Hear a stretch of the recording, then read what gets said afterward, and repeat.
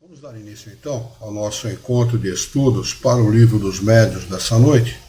Hoje é dia 23 de outubro de 2024, uma quarta-feira, são 20 horas e 2 minutos. Nós estamos transmitindo esse nosso encontro de estudos em nome e em homenagem à Associação Jauense de Estudos Espíritas, e nós estamos localizados na cidade de Jaú, estado de São Paulo, Brasil.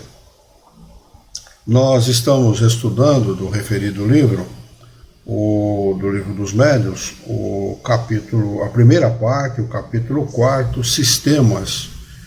O item é de número 46, Sistema Pessimista, Diabólico ou Demoníaco. Vamos lá. Kardec diz o seguinte a respeito deste sistema. Entramos aqui em uma outra ordem de ideias. Constatada a intervenção de uma inteligência estranha, tratava-se de saber de que natureza era essa inteligência. O meio mais fácil era, sem dúvida, lhe perguntar, mas algumas pessoas não viam nisso uma garantia suficiente e só quiseram ver em todas as manifestações uma obra diabólica. Segundo elas, somente o diabo ou os demônios podiam comunicar-se. E eles tinham toda a razão, né? Porque, embora a palavra demônio esteja distorcida na nossa época, originalmente ela significava espírito, né? Na Grécia Antiga, demon era espírito. Dessa palavra demon que se origina demônio, né? Então ela está totalmente distorcida. O que ela significa realmente é espírito. Então eles estavam, desse ponto de vista, totalmente corretos. Do ponto de vista do demônio, como se entende hoje, como uma criação de Deus voltada exclusivamente para o mal, é um absurdo, né? Somente aqueles que querem tratar o homem como uma criança, como uma eterna criança, é que mantém viva essa ideia de céu, inferno, demônio, esse tipo de ideia, né? Aliás, eles fazem isso de uma maneira tão primorosa que fazem muita gente no mundo infelizes, né? Quantas mulheres não são infelizes no casamento porque consideram o sexo um pecado? Nós temos muitas, centenas de mulheres infelizes no casamento por conta disso, porque o sexo é pecado, o sexo é uma coisa suja, né? O sexo é uma coisa abominável e tal, né? Uma estupidez que somente na cabeça de gente que pensa dessa forma é que cabe esse tipo de coisa, né? Uma estupidez, uma ignorância muito grande. Sexo é uma coisa linda, é uma coisa primorosa. Deus deu para o homem para que ele procriasse, para que ele trouxesse outros espíritos para a reencarnação, que é uma necessidade de todos nós, né? Como é que nós podemos progredir como espíritos se não for através da reencarnação? Pois não, Alexandre? A pergunta que não quer calar, né? Será que ainda esse pensamento é atual, né? Sim, muito atual. Infelizmente, diga-se de passagem, é muito atual. Uma vez nós estávamos fazendo um programa aqui na Rádio Piratininga, em Jaú, e no meio do programa ligou uma senhora. Ela falou, eu não vou me identificar, porque eu sou muito conhecido aqui em Jaú, minha família é muito conhecida e tal, não vou me identificar. Mas eu gostei muito de vocês são liberais. Falei, liberais em que sentido, senhora? Falou, eu sou católico e eu não posso tomar a comunhão. Eu estou proibida de tomar a comunhão porque eu me separei do meu marido e eu estou em pecado. Olha que absurdo. No momento que a pessoa mais precisa de apoio da igreja, a igreja lhe nega apoio, né? Então, é um absurdo atrás do outro, sabe? É um absurdo atrás do outro. E as pessoas, infelizmente, não buscam a verdade, não buscam conhecer a verdade, né? Porque essa gente não merece o crédito que lhes dão. Em absoluto, não merece o crédito que lhes dão. Existem padres sérios? Existem. Eu conheci um na minha infância, né? Era um padre excelente, humaníssimo, Ele casava gente rica e gente pobre, batizava gente rica e gente pobre. Meu primo casou de graça na igreja dele, Padre Júlio, na Parada Inglesa. Eu não sei o nome daquela igreja, né? Eu fiz primeira comunhão nessa igreja. Meu primo casou de graça. O que ele fazia? Ele pegava os casamentos mais ricos, onde os noivos podiam pagar a decoração da igreja, flores e tal, tapete e tal, casava essas pessoas primeiro, depois as pessoas que não podiam pagar aproveitavam a decoração da igreja. O padre humaníssimo, eu presenciei o Padre Júlio chegar no bar onde meu pai frequentava, de roupa civil, vamos dizer assim, né? Comum, como qualquer outra pessoa. E eu falei, ô padre, o que está fazendo aqui? Ele falou, aqui eu sou homem, lá na igreja eu sou padre, aqui eu sou homem, põe um rabo de galo aí. Eu vi ele fazer isso. Entendeu? Um homem como qualquer outro, humaníssimo, muito bom, consciente daquilo que fazia. Tem gente assim dentro da igreja, mas lamentavelmente é uma minoria, diga-se de passagem. Então, essas ideias retrógradas, absurdas, elas vigem ainda na igreja por conta disso, por causa dessa gente, por conta dessa gente. Porque quanto mais medo você infunde na pessoa, mais o bolso dela fica aberto. Então, ela contam para essas pessoas o seguinte: basta que você se arrependa. Você demonstrou arrependimento, você está perdido, você está perdoado, você vai para o céu. Essas pessoas não param para pensar o seguinte: nem a lei humana consagra isso na nossa lei. Vai na frente de um juiz, depois de matar alguém, roubar, estuprar, cometer qualquer crime, eu já estou arrependido. Ele, então está perdoado, vai embora. Vê se é assim que funciona. Então nem a lei humana consagra esse tipo de coisa, esse tipo de ideia. Como é que você pode entender que Deus cria leis mais atrasadas e mais estúpidas que o próprio homem? Então não existe essa de apenas se arrepender e estar salvo. Isso é um absurdo. É um absurdo, isso não existe. Você tem que se arrepender, é o primeiro passo. Mas é o primeiro passo de uma longa caminhada, a caminhada da reparação. É para isso que existem as encarnações e as reencarnações. Nós vamos ter que reparar o mal feito, assim como nós receberemos o prêmio de todo o bem que nós fizermos. Tá bem? Mas esse negócio de arrependimento, está tudo resolvido, isso é história para boi dormir. Não acreditem nisso. Vamos lá. E ainda mais, né, Luiz, só complementando, ainda mais se o arrependido for um dizimista, né? Se esse cara for um dizimista, aí sim que ele ganha, como é que chama lá? A menor penitência possível, né? Que nem ganha penitência, né? Dê um tapinha nas costas e fala, meu filho, segue adiante que você está perdoado. Mas a gente sabe, pela explicação dos espíritos superiores, pela lei de causa e consequência, que a reparação é uma necessidade. É a reparação que conserta tudo. Né? Por isso que eles dizem também o seguinte: todo sofrimento que nós enfrentamos aqui na Terra nada mais é que a consequência dos erros cometidos em outras encarnações. Apenas isso. Está sofrendo muito? É porque você fez muita burrada lá atrás, velho. Só por isso, né? Então, você encarna e pede uma encarnação como essa exatamente para reparar os maus cometidos no passado. Então, de preferência, não faça igual ou não cometa os mesmos erros. Comete erros novos, né? Vamos procurar novos erros, novos enganos, novos problemas, mas não cometa mais os mesmos, né? Pelo menos você vai fazer uma coisa diferente. Muito bem. Embora esse sistema tenha hoje pouca aceitação, gozou por certo tempo de algum crédito, em virtude da condição especial daqueles que procuravam fazê-lo prevalecer. Assinalaremos, porém, que os partidários do sistema demoníaco não devem ser considerados entre os adversários do espiritismo, antes pelo contrário. Os seres que se comunicam, quer sejam demônios ou anjos, são sempre seres incorpóreos. Ora, admitir a manifestação dos demônios é sempre admitir a possibilidade de comunicação com o mundo invisível, ou pelo menos com uma parte desse mundo. A crença na comunicação exclusiva dos demônios, por mais racional que seja, não pareceria impossível quando se consideravam os espíritos como seres criados fora da humanidade. A humanidade é uma coisa, a igreja diz que esses seres são criados à parte, para fazerem o mal. Essa é a filosofia da igreja, assim que eles descrevem os demônios, fora da humanidade. A humanidade é uma coisa, os demônios são outra. Vê se pode uma coisa dessa. Cabe na cabeça de um ser do século XXI. Mas desde que sabemos que os espíritos são apenas as almas dos que já viveram, ela perdeu todo o seu prestígio e podemos dizer toda a verossimilhança.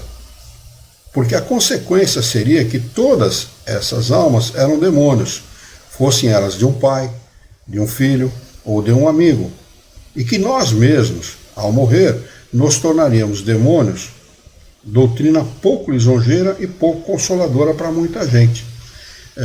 Preciso lembrar também que a Igreja Católica admite hoje a comunicação dos espíritos, mas somente dentro da igreja. Lá se comunicam os bons espíritos, fora da igreja é tudo que não presta. É assim que eles falam, né? Para justificar a mediunidade dentro da Igreja Católica, né? Eles não têm como justificar, então que a gente tem que justificar de alguma maneira. Seria muito difícil convencer uma mãe de que uma criança querida que ela perdeu e que após a morte lhe vem dar provas de sua afeição e de sua identidade seja um suposto Satanás. É verdade que entre nós, os espíritos, existem os que são muito maus e não valem mais do que os chamados demônios. E isso por uma razão bem simples, é que existem homens muito maus e que a morte não os melhora imediatamente. A questão é saber se só eles podem comunicar-se. Aos que pensam assim, propomos as seguintes questões. Antes de continuar aqui, o que gostaria de lembrar, eu sempre faço isso, porque é importante, leiam as questões 100 e seguintes do Livro dos Espíritos, a escala espírita. Ali está descrito, não é, que tipo de espírito encarna na Terra. Aí dá para a gente entender por que nós encontramos tanta maldade, tanta crueldade, tantos vícios, tantos problemas entre nós. Não é? Então é preciso entender isso. Primeiro, há espíritos bons e maus? Segundo, Deus é mais poderoso do que os maus espíritos ou do que os demônios, se quiserdes? É ou não? Se ele é Deus, ele tem que ser todo poder e bondade, toda misericórdia, né? Se não for assim, ele não é Deus. Se ele perdeu um dos seus atributos, ele deixa de ser Deus. Né? Um Deus que cria um outro ser semelhante a ele com o mesmo poder só para praticar o mal. Quem em sã consciência criaria um outro ser para combater a si mesmo? A si mesmo. Só uma estupidez, só cabe na cabeça de religioso mesmo. Terceiro, afirmar-se que só os maus se comunicam é dizer que os bons não podem fazê-lo. Outra estupidez muito grande. Peraí, se os maus podem, os bons não podem? Mas a lei não consagra para aquele que é honesto, que é direito, que é correto, que é bondoso, que é trabalhador, que é probo, que é bom pai, que é boa mãe e tal, não consagra as melhores coisas, a própria lei do homem não consagra os melhores lugares, as melhores condições, as melhores situações para essas pessoas. Então Deus não consagraria assim, dessa forma, o direito ao bom de se comunicar com aqueles que amam? Só os maus podem fazer isso? Luiz, só um parênteses, não perder não perder o texto aí. Uma constatação, né?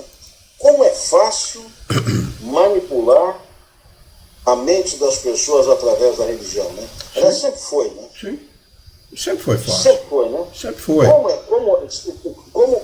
Como o sujeito, e aqui eu não estou depreciando ninguém, eu digo o sujeito de um modo geral, como o sujeito de raciocínio curto, e até mesmo os de raciocínio um pouco mais avançado, como são manipuláveis, né, pela religião, né, meu amigo? Isso se fundamenta no seguinte, na ignorância. E eu não estou falando de ignorância no sentido pejorativo da palavra, no desconhecimento. Por isso que Jesus, é sempre bom lembrar-se isso. Jesus disse, busca a verdade, e a verdade vos libertará. Então a gente tem que raciocinar assim, peraí, eu estou preso? Eu estou encarcerado? Num presídio, numa prisão? Não. Então ele vai me libertar do quê? Se eu buscar essa verdade, eu vou ser liberto do quê? Da minha própria ignorância. Libertar-se da ignorância é ter uma visão mais ampla das coisas. Olha, querem ver uma comparação? Os espíritos ensinam o seguinte, que a partir do momento do nosso desencarne, passando aquele primeiro momento em que o espírito fica com os seus sentidos nublados, a visão dele se amplia. É como se ele saísse de um nevoeiro e entrasse num lugar onde a visão dele é ampla e vai muito longe para todas as coisas.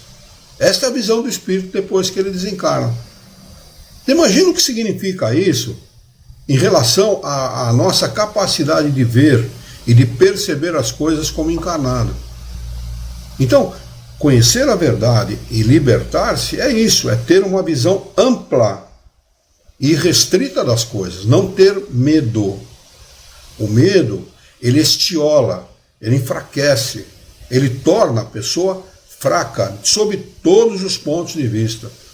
Eu, quando entrevistava as pessoas lá no Centro Espírita, quando o nosso Centro Espírita funcionava, nós fazíamos entrevista para saber que tipo de avaliação nós poderíamos dar e que tipo de tratamento a pessoa deveria passar.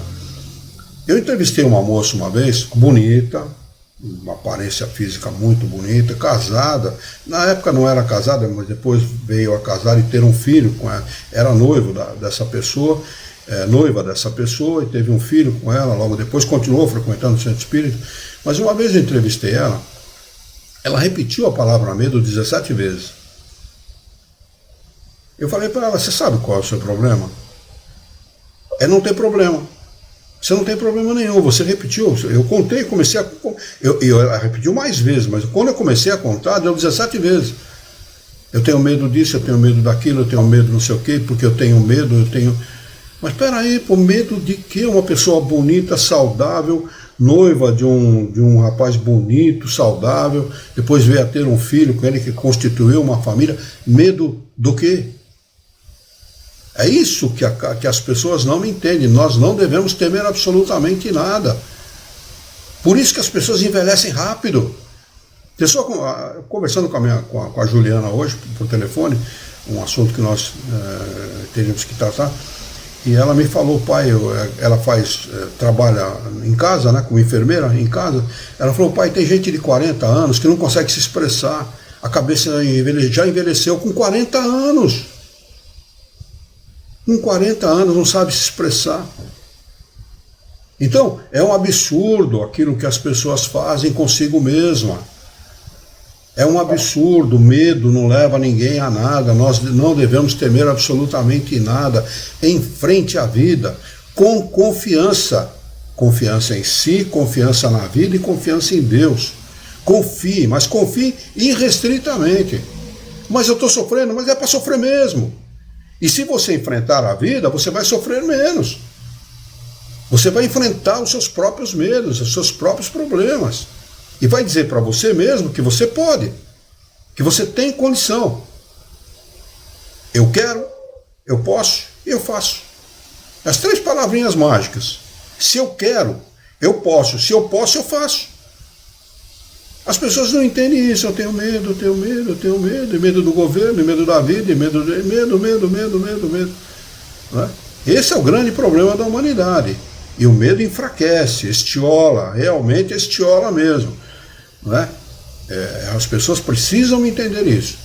Nós não devemos temer nada, absolutamente nada. Eu não estou falando aqui de imprudência. Imprudência é outra coisa, não estou me referindo a isso. Eu estou dizendo que as pessoas têm que ter confiança, com prudência. Seja prudente em todos os aspectos. Não é porque você não tem medo de nada que você vai fazer qualquer tipo de negócio, vai se meter em qualquer tipo de caminho por aí sem saber o que significa, não é? Sempre de forma prudente, mas confie que o amanhã será melhor, e será mesmo, com certeza.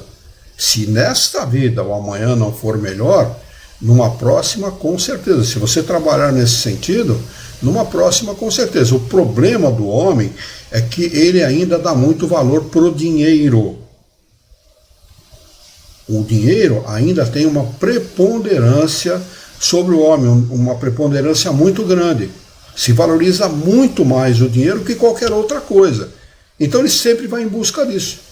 Sempre vai em busca disso, porque como ele teme não ter o dinheiro, que é o que lhe dá poder, prestígio, que é o que lhe dá visibilidade perante as outras pessoas, ele teme ficar sem dinheiro. Quer dizer, ele nem se apoia em si mesmo, no seu caráter, na sua personalidade, na força que ele tem dentro de si. Ele se apoia numa coisa irreal, que é o dinheiro. Porque é irreal. Hoje a gente tem, amanhã você pode não ter. O dinheiro some da nossa mão, assim como apareceu. Você pode não ter, não é? A vida dá voltas. A vida ela é cíclica, sob todos os aspectos, sob o ponto de vista material, físico, espiritual, sob todos os pontos. Se nós cuidarmos do ciclo que nós estamos vivendo hoje, o próximo ciclo será melhor. Se não, vejamos, a cada 10 anos nós trocamos todas as células do corpo. Então eu já estou no 7º corpo. 7º. E já estou indo para o 8º. Quer dizer, se eu viver mais um pouco. Né? Então, aquele Luiz Herrera que nasceu lá, tem uma foto minha, mamãe gostava muito de fotografar os filhos e tal, tem uma foto minha lá, praticamente recém-nascido, 2 ou 3 meses de idade. Aquele Luiz Herrera não existe mais há muito tempo.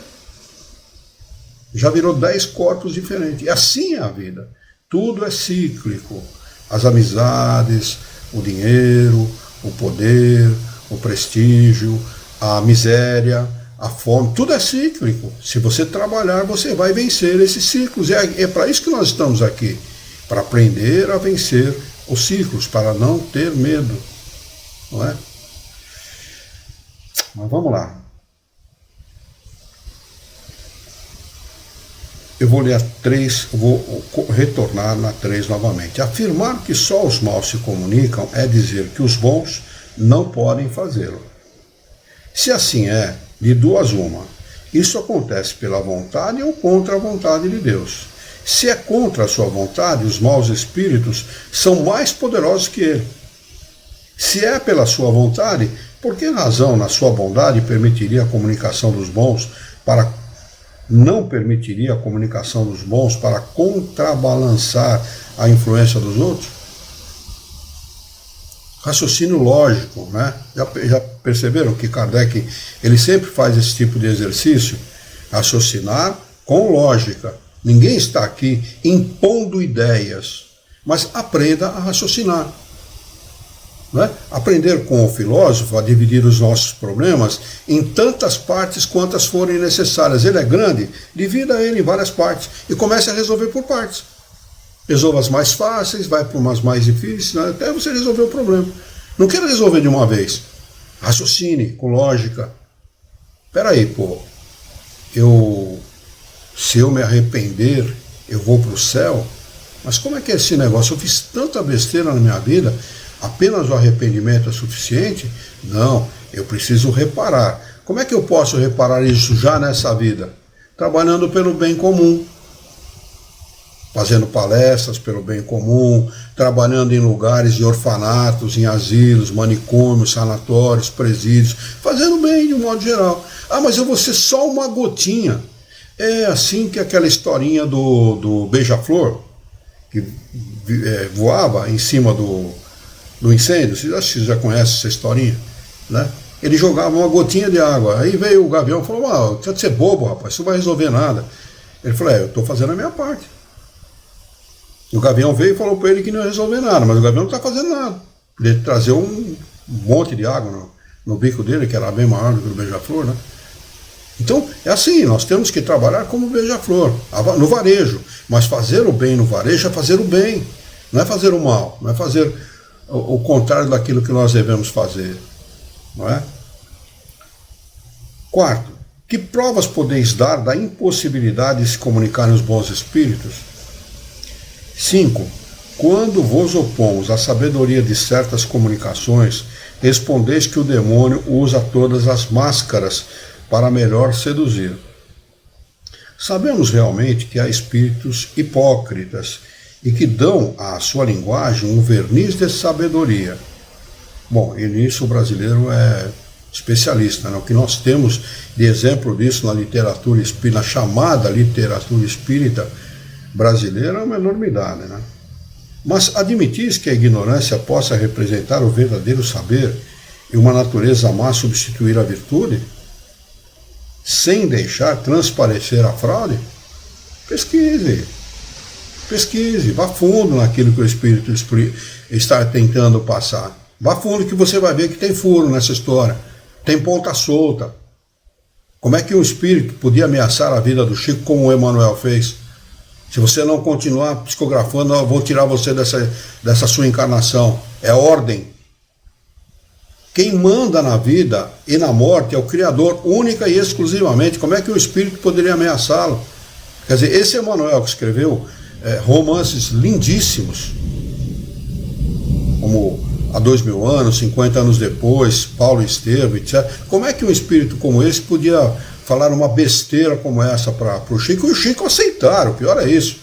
E as pessoas comentaram, como eu vi comentário na época do lançamento do livro, no centro espírita que eu frequentava em São Paulo, comentaram isso como se fosse uma coisa natural, uma coisa normal. Peraí, pô, quem é esse cara para ficar ameaçando a vida de alguém? Isso é um absurdo. Quer dizer, basta que nós tenhamos um pouco de bom senso e percamos o medo de fazer a análise correta, seja de encarnados e desencarnados, para saber quem é sério e quem não é. Quem é malandro e quem não é. É isso que nós precisamos fazer. Não tenha medo de fazer análise e críticas a quem mereça. Não tenha, seja ele encarnado ou não. Aí ela estava ouvindo um palestrante aí na internet, isso foi segunda-feira. Pô, o cara é bom, tal de Haroldo, não sei das quantas lá. Pô, o cara é bom. Eu falei, o Alexandre já me falou que esse cara de vez em quando dá umas deslizadas, né? Violentas. E ela escutou o cara um monte de tempo. Né? O cara é juiz, não sei, uma coisa assim e tal. E eu fui fazer minhas coisas. E depois, no fim, eu fui para a cozinha, ela estava escutando, ela falou, agora ele falou uma besteira. Quer dizer, ele desfez tudo aquilo que ele fez. Ele citou Kardec, ele citou os espíritos superiores e tal, mas depois ele deu uma deslizada, falando que mediunidade era uma coisa santa, que era uma coisa dada, Deus dava a mediunidade a algumas pessoas. É um absurdo, rapaz. Deixa eu dizer. E deslizam com uma convicção.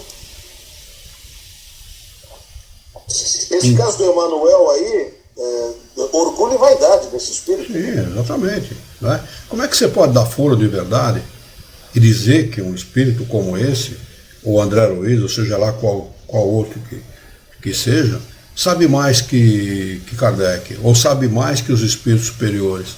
Não se pode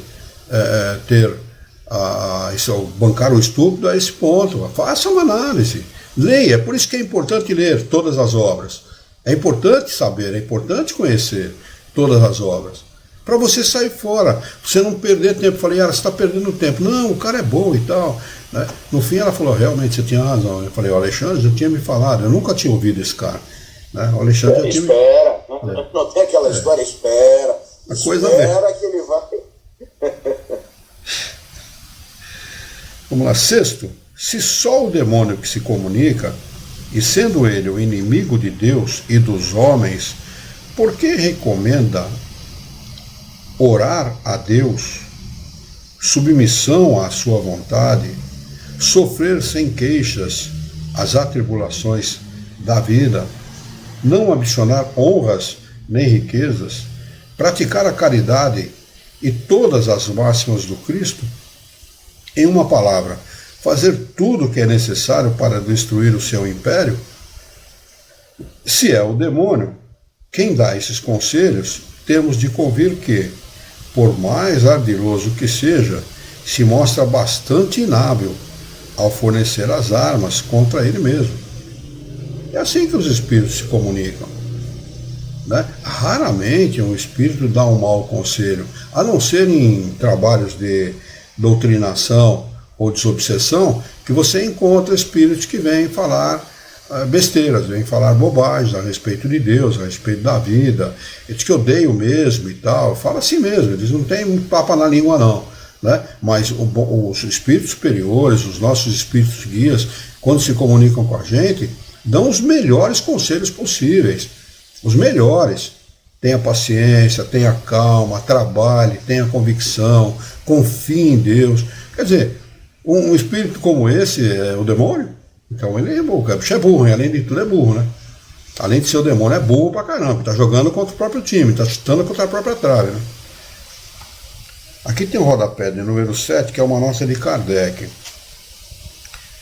Essa questão foi tratada no Livro dos Espíritos, número 128, seguinte, questão 128 e seguintes. Nós recomendamos a respeito, como para tudo que se refere à parte religiosa, a brochura intitulada Carta de um Católico sobre o Espiritismo, do Dr. Grant, antigo cônsul da França, edição Lidoen, a que publicamos com o título de Os Contraditores do Espiritismo do ponto de vista da religião, da ciência e do materialismo. É uma nota de Kardec, é um livro do tempo dele, que eu suponho que não seja possível a gente encontrar na internet. Eu não fiz uma pesquisa a esse respeito. Sugiro que vocês façam, quem sabe a gente encontra alguma coisa a respeito, né? E tem proposta de número 7. Desde que os espíritos se comunicam, é que Deus o permite. Vendo as boas e as más comunicações, não é mais lógico pensar que Deus permite umas para nos provar e outras para nos aconselhar o bem? 8º, que pensaríeis de um pai que deixasse o filho à mercê dos exemplos e dos conselhos perniciosos e que afastasse dele, proibindo-o de vê-las as pessoas que pudessem desviá-lo do mal? O que um bom pai não faria? Devemos pensar que Deus, a bondade por excelência, estaria fazendo menos compreensivo que um homem?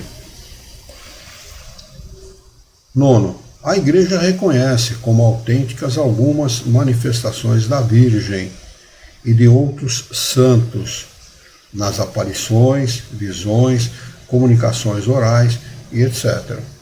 Essa crença não está em contradição com a doutrina da comunicação exclusiva dos demônios? Acreditamos que algumas pessoas aceitaram de boa fé essa teoria, mas acreditamos também que muitas o fizeram apenas para evitar a preocupação com essas coisas, por causa das más comunicações que todos estão sujeitos a receber. Dizendo que somente o diabo se manifesta, quiseram assustar, assim como se faz a uma criança. Abre aspas, não pegue isso, que queima, fecha aspas. A intenção pode ser louvável, mas não atingiu o objetivo, porque a proibição só serve para excitar a curiosidade, e o temor do diabo abrange poucas pessoas. Em geral, querem vê-lo, nem que seja apenas para saber como ele é, e acabam se admirando de não encontrá-lo tão feio como pensavam. Não se poderia ainda encontrar outro motivo para esta teoria das comunicações exclusivas decorrentes do diabo? Há pessoas que consideram errados todos os que não pensam como elas. Ora, as que pretendem que as comunicações são do demônio não estariam com medo de encontrar espíritos que as contrariem, muito mais no tocante aos interesses deste mundo que aos do outro? Esse é o verdadeiro problema. Esse é realmente o verdadeiro problema. Há muitos encarnados e há muitos desencarnados. A Regiane está conosco. Bem-vinda, viu, Regiane? Obrigado pela sua presença. Há 3 minutos que ela entrou. Está lá no Facebook. há muitos encarnados e desencarnados que não querem a propagação da doutrina espírita exatamente para que as pessoas não se libertem. Exatamente para que as pessoas não se esclareçam. Porque quanto mais estúpidos houver sobre a face da Terra, mais fácil será para eles enganar. A doutrina espírita, ela liberta, ela torna o homem livre, ela torna o homem autossuficiente. Isso não significa dizer que nós não precisamos das pessoas, não é isso. Mas autossuficiente para pensar e decidir aquilo que ele quer para ele mesmo. Ou seja, ele aprende a utilizar-se do livre-arbítrio com mais qualidade. Todos nós nos utilizamos, ignorantes ou não, nos utilizamos do livre-arbítrio. Mas com os ensinamentos espíritas, com o conhecimento da doutrina espírita, nós aprendemos a usá-lo com mais qualidade. Ou seja, a fazer dele uma ferramenta de progresso e não de atraso para o espírito, ou de estacionamento para o espírito. Não é? É de progresso. Utilizamos o nosso livre-arbítrio para progredir e nos livramos de uma coisa chamada medo. Só isso por si só já seria suficiente para que o espiritismo fosse considerado como uma coisa excelente.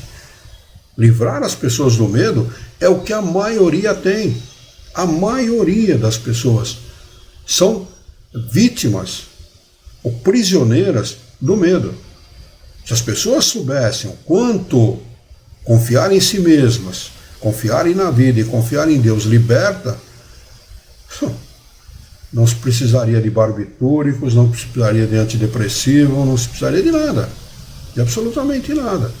A Érica perderia a paciência, né, Érica? Ela não ouviu o que eu falei para ela. Pois não, pode falar, Érica. Está fechado seu microfone. Está fechado seu microfone. Agora sim.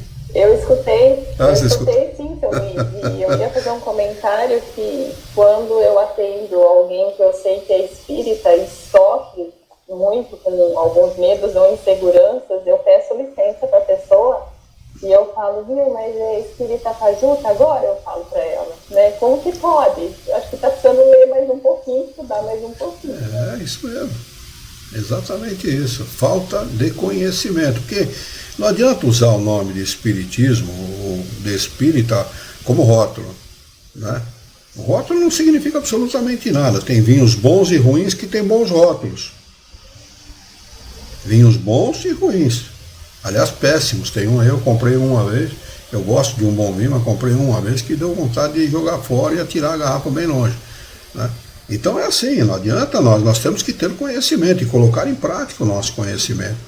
Uma das coisas que o Espiritismo propõe é o seguinte: confie irrestritamente no Criador e tenha no seu espírito guia o seu melhor amigo. Se você fizer isso, se você compreender isso e utilizar esta ferramenta de trabalho ao seu favor, você não vai precisar de absolutamente nada. Embora você possa passar por problemas sérios, por dificuldades sérias, você sempre vai estar com a cabeça erguida, sabendo que você está fazendo o melhor em seu favor e em favor do seu próximo. O grande problema é esse: as pessoas sabem fazer coisas a seu favor, mas em favor do próximo a maioria não faz. A maioria não faz, né? O tal do egoísmo, né? A grande chaga da humanidade. Não podendo negar o fato, quiseram apresentá-los de maneira assustadora, mas esse meio não deu mais resultados que os outros, e onde o medo do ridículo é importante, o melhor é deixar as coisas correrem. O muçulmano que ouvisse um espírito falar contra algumas leis do Alcorão, pensaria seguramente que era um mau espírito. O mesmo aconteceria com o judeu no tocante a algumas práticas da lei de Moisés. Quanto aos católicos, ouvimos um deles afirmar que o espírito comunicante era o diabo, porque se atrevia a pensar diferente dele sobre o poder temporal. Embora só pregasse a caridade, a tolerância, o amor ao próximo, o desinteresse pelas coisas mundanas, de acordo com as máximas pregadas por Cristo. Os espíritos são as almas dos homens E como os homens não são perfeitos, há também espíritos imperfeitos, cujo caráter se reflete nas comunicações. É incontestável que há espíritos maus, astuciosos, profundamente hipócritas, contra os quais devemos nos prevenir. Mas, por encontrar os perversos entre os homens, devemos fugir da vida social? A única maneira de nós nos livrarmos desse tipo de espírito é tendo conhecimento. Se você não tiver conhecimento, você não tem condição de argumentar com eles. Argumentar com educação. Não é? Muitas vezes eu consegui ganhar, vamos dizer assim, entre aspas, ganhar os espíritos na conversa porque os tratei com educação. E isso acontece com os encarnados e com os desencarnados. Você com educação, você ganha muita gente. E o Espírito falou para mim, eu vou conversar com você por uma única razão, você me tratou com educação, onde eu vou por aí me trato como se eu fosse um cachorro. Eu já vi muita gente em centro espírita dizer assim, vai para o fundo do inferno, vou colocar você no fundo do inferno. Poxa, é um ser humano, ele só não tem corpo, ele tem sentimento, né? Ele percebe, ele tem as suas percepções, as suas sensibilidades. Você vai tratar a pessoa assim? Você gostaria de ser tratado assim? Né? Então, eu nunca tratei um espírito assim, por pior que fosse o espírito, por pior que fosse. Nunca tratei ninguém dessa forma. Então, é preciso que as pessoas raciocinem a esse respeito. Os desencarnados, há muitos entre os desencarnados que são profundamente hipócritas, astuciosos, como fala Kardec aqui, né? Contra os quais nós devemos e precisamos nos prevenir. Não é? Mas para nos prevenir em relação a esses espíritos, porque eles nos influenciam pelo pensamento. Como é que você vai se prevenir se você não tiver conhecimento, se você não tiver astúcia para perceber aquilo que está vindo de fora? Porque é tão sutil que o sujeito pensa que é pensamento próprio. Tão sutil que é. Tanto o bom pensamento quanto o mau pensamento. Não é? O bom pensamento, às vezes a gente percebendo e fala, pô, tem gente legal do meu lado. E aí você sente aquela vibração gostosa, né? O espírito que está ali do seu lado, ele faz questão de mostrar que realmente você percebeu que era um bom espírito. Né? E o contrário acontece também com os maus espíritos. Eles são tão sutis ao sugerir as coisas ruins, os maus pensamentos, os pensamentos que induzem a infelicidade, a lágrima, ao choro, ao sofrimento, eles são tão sutis que você não percebe. Você imagina que o pensamento é seu, mas não é. São pensamentos sugeridos e contra os quais nós devemos nos prevenir com todas as armas que nós tivermos, principalmente com o conhecimento. O conhecimento é fundamental a esse respeito. E mesmo com todo o conhecimento que a gente tem, às vezes a gente é enganado. Com todo o conhecimento que nós temos aqui na vida material, com toda a janela, vamos dizer assim, com toda a experiência que a gente tem aqui, a gente é enganado muitas vezes. Quanta gente não cai aí na história do bilhete premiado? Sai no meio da rua, encontra um sujeito, o sujeito é bom de lábia e tal, né? Outro dia eu vi uma senhora que entrou nesse site de relacionamento, perdeu 700 mil reais para um sujeito que com muita lábia e tal conseguiu tomar 700 mil reais dela. E era uma senhora de 60 e tantos anos, quase 70 anos. Então é preciso estar sempre atento. Não prevenido contra as pessoas, porque a prevenção não leva a nada, mas estar atento. Atento a todas as possibilidades. Luiz, só fazer um comentário sobre o que você falou. Pois não. Eu arriscaria, e aí quem discorda eu respeito, mas eu arriscaria dizer que a grande maioria, mas a imensa maioria dos nossos pensamentos, eles ocorrem por inspiração. Ah, mas quer dizer que você não tem intuição própria? Quer dizer que você não pensa? Quer dizer que você é uma marionete na mão de todo mundo e tal? Não estou dizendo isso. Eu digo que a grande maioria, a imensa maioria dos pensamentos que nós recebemos, eles são inspiração. Tanto é que é dito na doutrina, claro, e aí tanto vale inspiração para o bem ou para o mal, mas tanto é que é dito na doutrina que são eles que nos dirigem. Muitas vezes são eles que nos dirigem, essa é a resposta muitas literal. Muitas vezes são eles que nos dirigem, né? Uma das respostas dadas pelos espíritos superiores. Então, eu não tenho dúvida disso. E a grande maioria dos nossos pensamentos são inspirações que nós recebemos de bons, e aí depende de cada um, e de maus. Isso é minha opinião, né? Eu convivo o meu dia a dia encarando as coisas dessa forma. Quer dizer que tu não pensa, Alexandre? Não, eu penso, eu tenho a minha intuição, alguma coisa, né? Mas eu acho que é bem isso, é alguma coisa, sabe? Deixa eu fazer aqui somente um comentário. O Celso Serafim: excelente noite a todos, estou presente, conectado no momento. Sejam bem-vindos, agradecido. Nós é que agradecemos a sua presença, viu, Celso? Seja bem-vindo e esteja conosco sempre que você puder. Todas as quartas-feiras, aí, com início às 20 horas, nós temos um estudo do Livro dos Médiuns.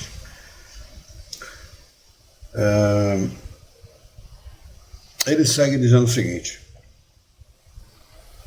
quanto aos católicos, ouvimos um deles afirmar que o espírito comunicante era o diabo porque se atrevia a pensar diferente dele sobre o poder temporal, embora só pregasse a caridade, a tolerância, o amor ao próximo, o desinteresse pelas coisas mundanas, de acordo com as máximas pregadas por Cristo. Os espíritos são as almas dos homens, e como os homens não são perfeitos, há também espíritos imperfeitos, cujo caráter se reflete nas comunicações. É incontestável que há espíritos maus, astuciosos, profundamente hipócritas, contra os quais devemos nos prevenir. Mas por encontrar os perversos entre os homens, devemos fugir à vida social? Deus nos deu a razão e o discernimento para apreciarmos os espíritos e os homens. A melhor maneira de evitar os possíveis inconvenientes da prática espírita não é impedi-la, mas esclarecê-la. Exatamente o que nós comentávamos: conhecimento. Com conhecimento você se previne.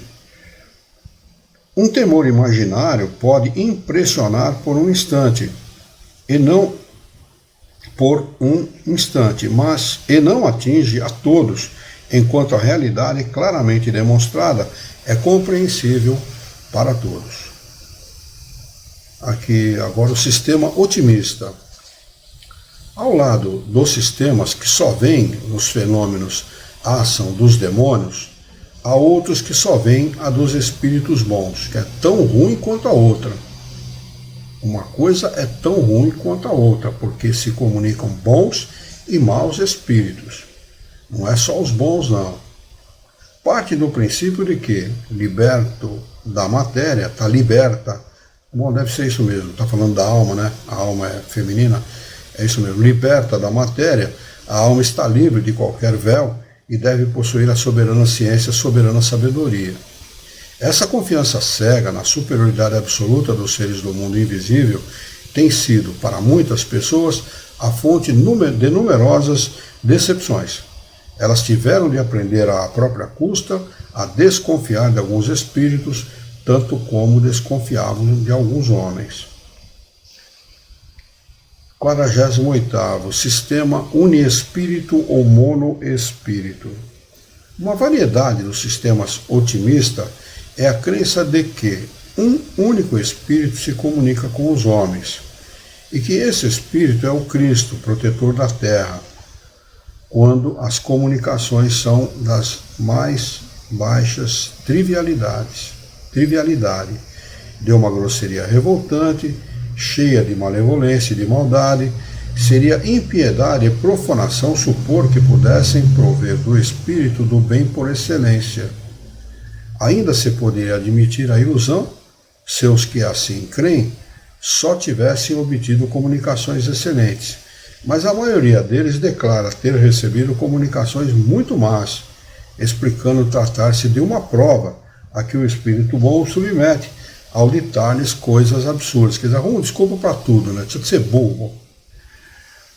Assim, enquanto uns atribuem todas as comunicações ao diabo, que pode fazer bons ditados para tentá-los, outros pensam que Jesus é o único a se manifestar e que pode fazer maus ditados para experimentá-los. Entre essas duas opiniões tão diversas, quem decidirá? O bom senso e a experiência. Bom senso e caldo de galinha não faz mal para ninguém. Use sempre desse recurso, né? Temos que ter bom senso. Excitamos a experiência porque é impossível que os que adotam essas ideias tenham verificado tudo suficientemente. Estudar pacientemente, demoradamente, né, com afinco, com empenho, aquilo que os espíritos superiores ensinam. Né? Não foi Kardec que ensinou, Kardec fazia parte do grupo. Isto vem dos espíritos superiores por ordem de Deus, não é? E sob o comando de Jesus de Nazaré. Então, aquilo que eles ditam como ensinamento, nós devemos abrir os olhos e o coração para procurar entender com a profundidade necessária. Não há como se ter profundidade no conhecimento de uma ciência, como a doutrina espírita, sem um estudo prolongado, sem um estudo demorado. Não há como ter. Quando lhes advertimos com os casos de identificação que atestam a presença de parentes, amigos ou conhecidos pelas comunicações escritas, visuais e outras, responde que é sempre o mesmo espírito. O diabo, segundo alguns, o Cristo, segundo outros, que tomam aquelas formas. Mas não dizem por que razão os outros espíritos não podem comunicar-se, com que fim o espírito de verdade, da verdade, viria nos enganar sobre falsas aparências, abusar de uma pobre mãe ao fingir-se seu filho, por ela chorado. A razão se recusa a admitir que o espírito mais santo de todos venha a representar semelhante comédia. Além disso, negar a possibilidade de qualquer outra comunicação não é tirar do espiritismo o que ele tem de mais agradável, a consolação dos aflitos. A consolação dos aflitos? Pergunta Kardec. Isso é o mais que tem de mais agradável na doutrina espírita, é o fato de ele ser consolador, não é? E trazer para nós esperança, sabermos que o nosso futuro sempre será melhor. Eu não há erro nenhum em afirmar-se isso. O nosso futuro sempre será melhor. Se nós nos empenharmos numa encarnação, sofrermos resignadamente numa encarnação, com confiança em Deus, confiança em si, confiança na vida, a próxima encarnação será melhor que essa. Não é? E é tudo que eu, Luiz Herrera, desejo. Reencarnar melhor, neste mundo mesmo, não tem problema. Vamos encarar o que for necessário. Mas encarnar um cara melhor, mais sensato, mais calmo, mais tranquilo, mais paciente, né? Mas reencarnar melhor. Esse deve ser o nosso trabalho. Porque nós não vamos sair daqui santo mesmo. Não vamos daqui para o mundo melhor, o mundo superior. Ainda estamos longe disso. Né? Pelo menos eu me sinto assim. Né? Então, vamos trabalhar para podermos reencarnar no futuro, neste mesmo planeta, de uma forma mais aperfeiçoada, de uma forma melhor. Né? Declarando simplesmente que esse sistema é irracional e não pode resistir a um exame sério. 49ª, sistema multiespírita ou poliespírita.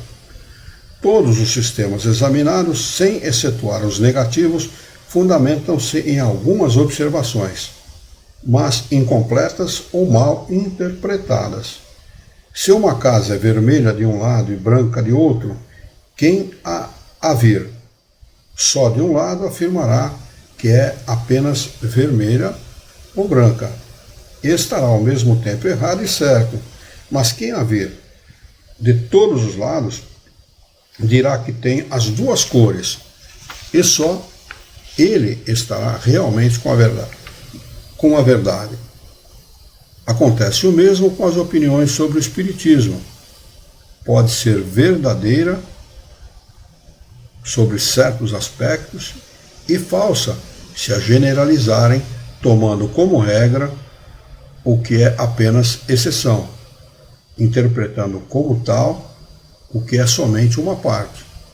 Por isso dizemos que quem desejar estudar seriamente esta ciência deve aprofundar-se bastante e durante longo tempo, pois só o tempo lhe permitirá perceber os detalhes, notar as nuances delicadas, observar uma infinidade de fatos característicos que serão como raios luminosos.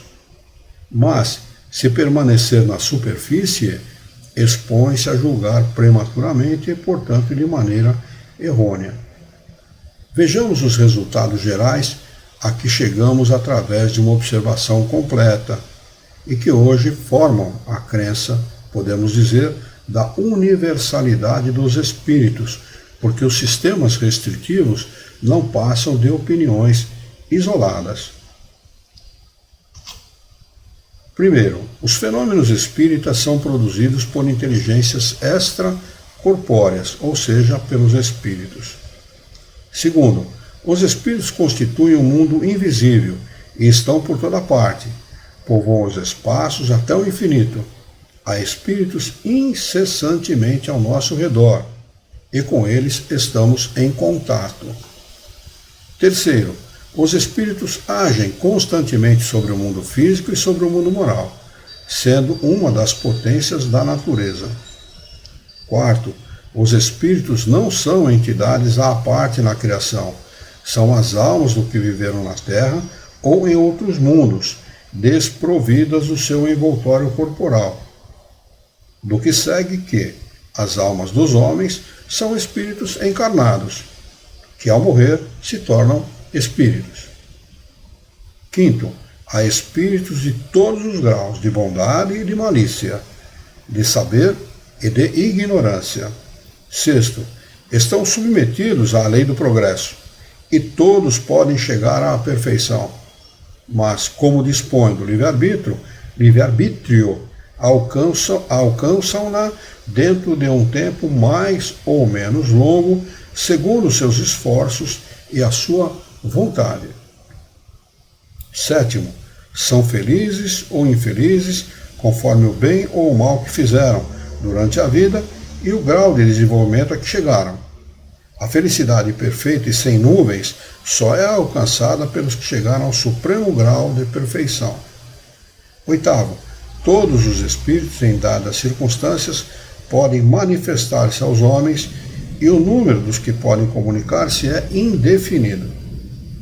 Nono, os espíritos se comunicam por meio dos médiuns, que lhes servem de instrumentos e de intérpretes. Então, toda a comunicação de um desencarnado pode ou não ser fiel ao desencarnado, porque ele está sendo interpretado, essa mensagem de pensamento para pensamento, porque é assim que ocorre a manifestação do espírito, está sendo interpretado por um encarnado, que pode dar esta ou aquela interpretação, aquela ideia. Décimo, reconhecem-se a superioridade e a inferioridade dos espíritos pela linguagem. Os bons só aconselham o bem e só dizem coisas boas. Os maus enganam e todas as suas palavras trazem o cunho da imperfeição e da ignorância. Os diversos graus por que passam os espíritos constam da escala espírita. O Livro dos Espíritos, segunda parte, capítulo 6, questão de número 100 e seguintes. O estudo dessa classificação é indispensável para se avaliar a natureza dos espíritos que se manifestam e suas boas e más qualidades.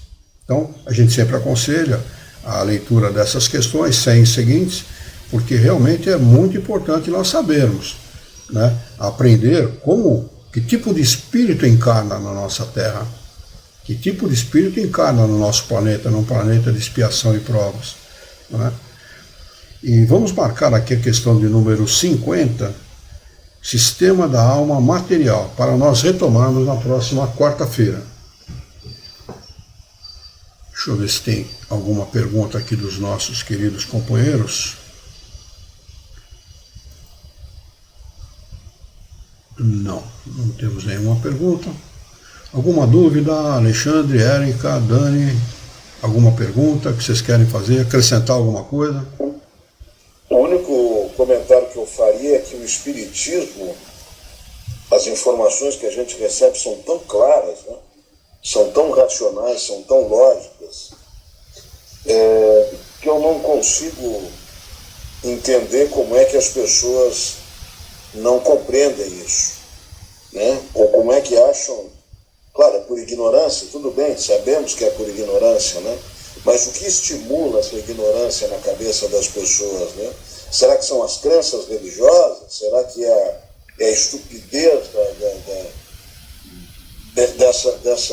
desse comportamento, né? Ou dessa crença?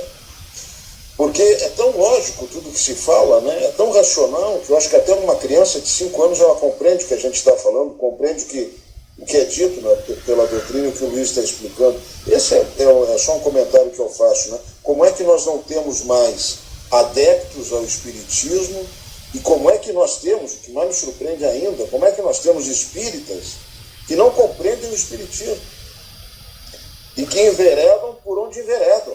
E é o que a gente vê aí nessas casas espíritas, né? Quer dizer, que são, na verdade, nada mais são do que os católicos que não conseguiram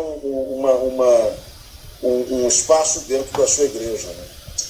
É triste isso, né? Mas não é difícil a gente compreender que uma pessoa, quando tem uma convicção, e muitas vezes herdada de avô, bisavô, pai, mãe, que ela adentre a vida e tema contradizer aquilo. Há muita gente assim, que teme, porque o pai falava ou a mãe falava que era pecado, dizer ao contrário, que isto é pecado, que aquilo é pecado. Eu mesmo, muitas vezes conversando com a mamãe, ela fala, mas isso é pecado? Pecado nada, mãe. Pecado o quê? Pecado não existe. Eu era moleque, nem era espírita, não era nada, né? E falava, contradizia a papa, contradizia tudo quanto era coisa, né? Eu sempre tive essa tendência. Mas há pessoas que temem contradizer a própria mãe, contradizer o pai, especialmente em relação à religião. E é muito interessante que eu fui levado para a doutrina espírita por causa de uma promessa católica. Olha que interessante, né? Papai estava dentro da sala cirúrgica, colocando marca-passo, né? Eu não tinha nenhuma religião na época, eu tinha 19 anos, 20 anos, 18 anos por aí, mais ou menos, 18 anos. E eu não sabia o que fazer, eu estava impotente ali diante da situação. Falei, bom, o que eu posso fazer, o que eu sei fazer, é prometer alguma coisa para Deus. Então eu prometo que se meu pai sair vivo lá de dentro, eu fico 1 ano levando uma rosa branca de domingo na igreja, que era o único dia que eu tinha para descansar. Em vez de 1 ano, eu fiquei 2 anos levando, e depois de 2 anos eu fui para a doutrina espírita, com 21 para 22 anos de idade, né? Então, quer dizer, é interessante como muitas vezes a própria religião conduz, quando o espírito encarnado ou desencarnado tem maturidade, que Kardec chama isso de maturidade do senso moral. Não adianta você querer enfiar na cabeça de uma pessoa que não tem a maturidade do senso moral a ideia espírita, não cabe. Ele não tem como perceber, ele não tem perspicácia para entender. É a mesma coisa que você querer ensinar a equação de 2º grau para um aluno que está começando no primário, lá está no jardinzinho ainda, não tem como. Ele não vai conseguir dar andamento na coisa, embora ele tenha inteligência para isso. É o mesmo caso das pessoas que tomam conhecimento, tomam contato com a doutrina espírita, mas não têm ainda essa sensibilidade necessária para perceber aquele caminho, para perceber aquelas verdades.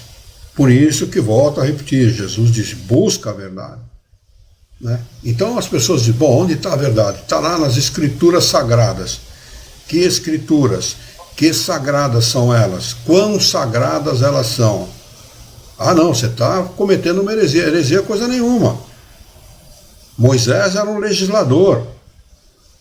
Para dar foro de verdade àquilo que ele legislava, ele disse que Deus tinha mandado ele dizer aquilo. Que Deus tinha ditado tal lei assim, assim, assim.